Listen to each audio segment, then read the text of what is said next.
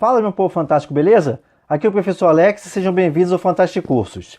E também a segunda parte do vídeo sobre as diferenças entre utopias e distopias. Se você não viu o vídeo anterior, dá uma olhada aí em cima para ficar informado, tá? Agradeço também os comentários do último vídeo e no final desse aqui eu vou mandar um salve aí para os cabeças fantásticas que deixaram seus comentários, tá certo? Gente, deixa eu começar pelo seguinte. No vídeo anterior, como vocês bem lembram, eu falei de como é que a utopia, o pensamento utópico, nasce na literatura lá na Grécia Antiga, na obra República de Platão. Também mostramos como é que a própria palavra utopia nasce no século XVI com Utopia do Thomas More. E como as próprias contradições da utopia, elas acabaram dando forma para o nascimento das distopias, em obras como Nós, o Admirável Mundo Novo e também o 1984, certo? Então, nesse vídeo daqui, na segunda parte, eu vou focar mais nas distopias, principalmente nas distopias da segunda metade do século XX. Por que, especificamente? Porque, como eu vou mostrar aqui, essas distopias é que acabaram trazendo uma transformação para o gênero distopia literária, tá? Inserindo o elemento de esperança para essa sociedade mostrada nas obras, tá certo? Eu vou pegar aqui 3 momentos nos anos 50, nos anos 80 e 90 e hoje no século 21, tá certo? Então deixa eu começar pelo seguinte. No último vídeo eu disse que, falando das características das utopias, que a utopia ela é localizada geograficamente, espacialmente, certo? Então, com base nisso, e falando aqui da distopia, dizer para vocês que o que marca uma distopia é localizada cronologicamente, ok?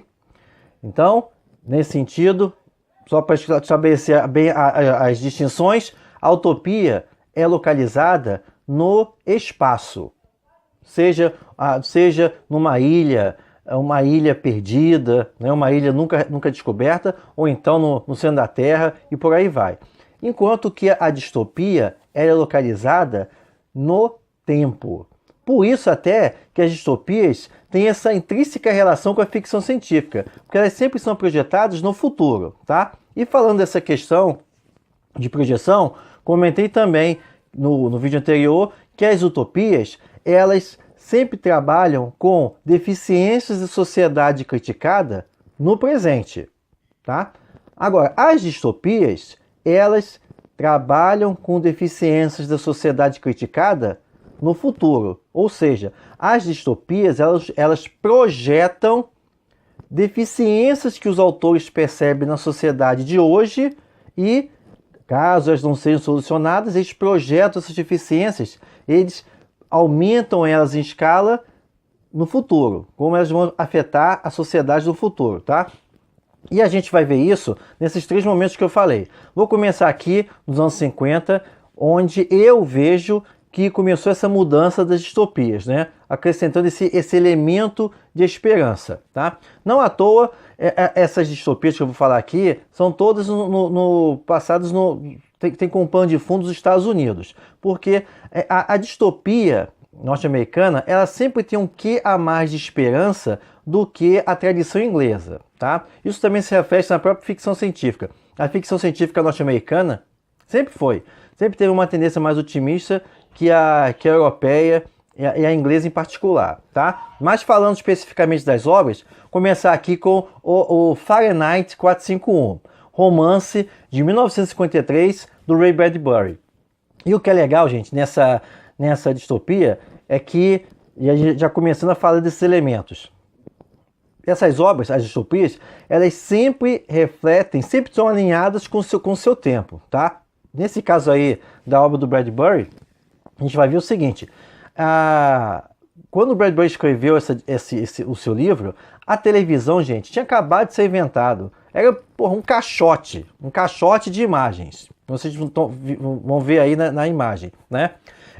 E aí ele já percebido nos anos 50 que aquele aparelho ali iria polarizar as atenções de toda a família. As famílias iam parar de conversar mais, né, para poder ficar ali hipnotizados de frente à TV.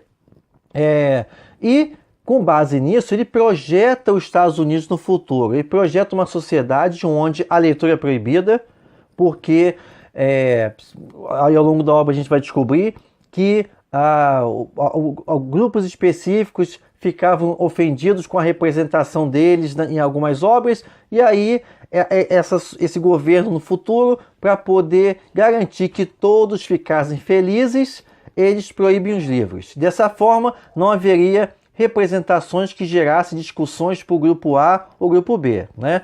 Já é a crítica do Bradbury ao politicamente correto que hoje a gente está tão acostumado a ver aí, inclusive no Brasil, tá?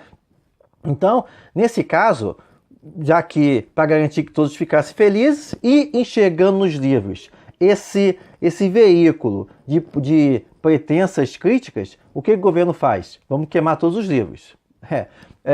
Então, os agentes de controle desse governo justamente são os bombeiros. Ou seja, no mundo do Ray Bradbury, no romance distópico Fahrenheit 451, os bombeiros, ao invés de apagar incêndios, eles são responsáveis por colocar fogo nos livros. A leitura é proibida e, como eu já falei anteriormente, nas distopias, o que se pede, o que se incentiva são atividades públicas, atividades coletivas, esporte e por aí vai, tá? Então isso vai criando uma dependência, uma alienação das pessoas.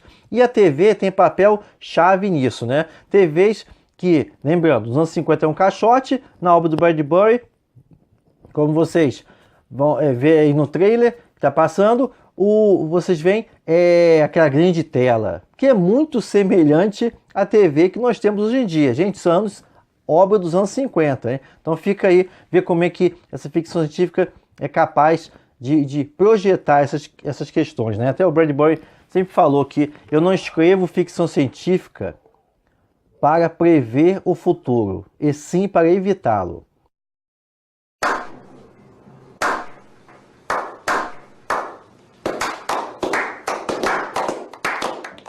Então fica a dica aí. E nesse sentido, estou falando aqui da questão da esperança, nós temos o protagonista, que é o Guy Montag, que é o bombeiro.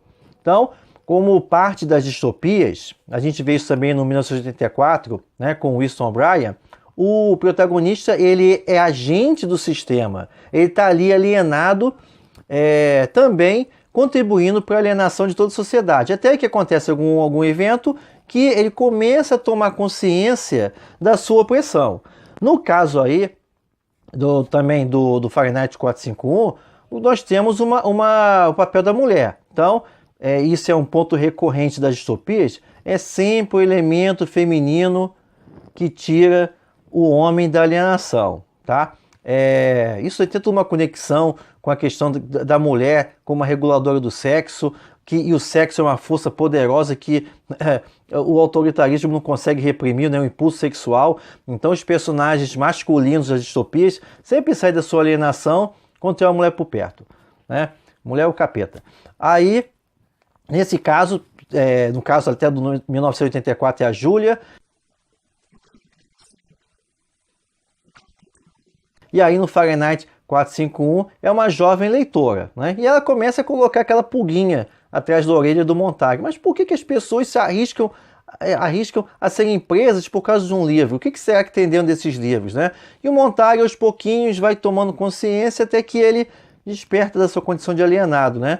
E aí passa a ser um dissidente, né? Um subversor. E aí fica essa dica porque o Montag quer justamente isso, de dentro do sistema mudar o sistema. Então eu vou deixar até aqui na descrição do vídeo os links onde vocês podem encontrar todas essas obras que eu estou comentando aqui. Dando um salto, vamos agora para os anos 80, na verdade as últimas décadas do século 20.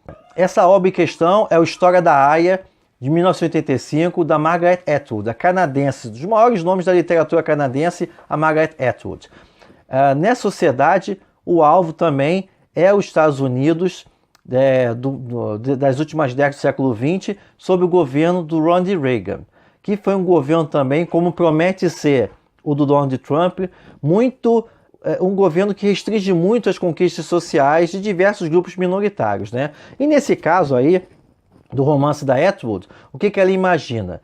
Ela imagina os Estados Unidos vítima de um atentado terrorista em que o presidente de todo o Congresso é eliminado por fundamentalistas islâmicos. Gente, anos 80, hein? 85. Então, nessa época, nem se falava de radicalismo islâmico, fundamentalismo islâmico e por aí vai. E aí uma junta militar assume e os Estados Unidos muda de nome para a República de Gilead. E nesse mundo, as mulheres perdem os seus direitos civis. Você é maluco, é? Por quê? Porque devido ao uso de armas químicas também, ao uso indiscriminado do aborto, a taxa de natalidade cai muito. Então, essa junta militar, visando garantir a sobrevivência da sociedade, decide aprisionar as mulheres férteis. Então não importa se são viúvas, se são divorciadas, se são solteiras, até mesmo as freiras, elas acabam sendo aprisionadas para servir o Estado e sofrem uma lavagem cerebral para aceitarem seu papel, tá? Passam a ser apenas úteros ambulantes. Bem louco! E nesse mundo, a protagonista é a Defred, cujo nome vem justamente de quem ela pertence, né? O nome do comandante dela, o militar a quem ela é designada, é Fred, então o nome dela passa a ser apenas Defred. E o ponto de resistência aqui, e essas resistências que eu estou falando vão sempre mudando de nível, né? A resistência aqui da Defred é através de um diário. Então ela vai relatando a experiência dela, ela faz um esforço para manter as memórias dela de um tempo anterior, antes da implantação da República de Gilead, da distopia, né? Então a resistência dela se dá de forma sutil, de forma de que o diário dela vai sobreviver à própria existência daquela realidade distópica, né? E nesse mundo, cada mulher, chamada de Aya, essa Aya é designada a um militar e esse militar tem que engravidá-la, né? E é uma cerimônia muito bizarra, onde tem a presença da própria esposa do militar, a esposa e a Aya ficam juntas, enquanto o militar se deita sobre a Aya. Você é louco, cachoeira! Então, assim, é um pesadelo. Mudando de novo, dando um novo salto, a gente vai agora pro nosso tempo, né? Para o século XXI, destacar essa presença das chamadas distopias adolescentes, né? Todas as obras vinculadas ao universo da literatura, chamada literatura Young Adults, UA Literature, na qual você tem protagonistas jovens que retratam justamente as angústias e ansiedades de toda uma geração, gente. Vamos lembrar aqui da geração Y e Z. Então, os jovens, de fato, vivem numa realidade distópica, não é isso? Porque eles sofrem opressão de instituições opressoras, seja os pais, ou a família, seja a escola também, até mesmo o grupo social a que ele quer pertencer. Essas distopias são sempre divididas, são bem segmentadas, tem grupos a que você tem que pertencer e tem essa coisa da competição. Sai, desgraça! Eu quero dormir, porra! Porra! Eu fiz vestibular, caralho, tô cansado de ver mais desgraça! Que é a realidade dos jovens, seja pelo Enem, seja pela própria busca no mercado de trabalho.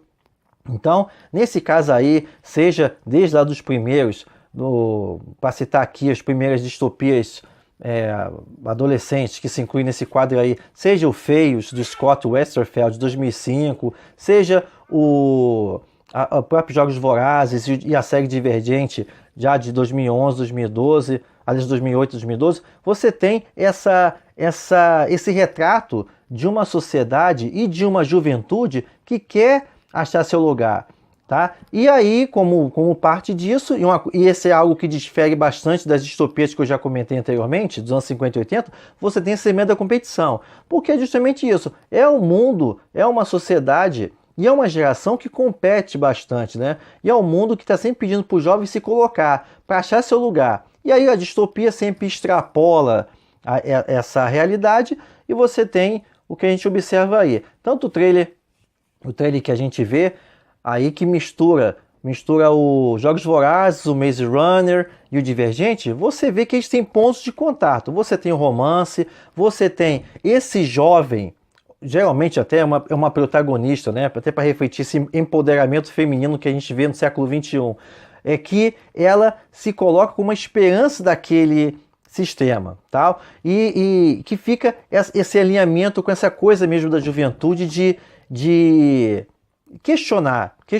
a ordem dominante e propor mudanças, certo? Então, minha gente, com esse vídeo aqui a gente termina. Espero que tenha ficado tudo bem claro sobre essa diferença entre utopias e distopias.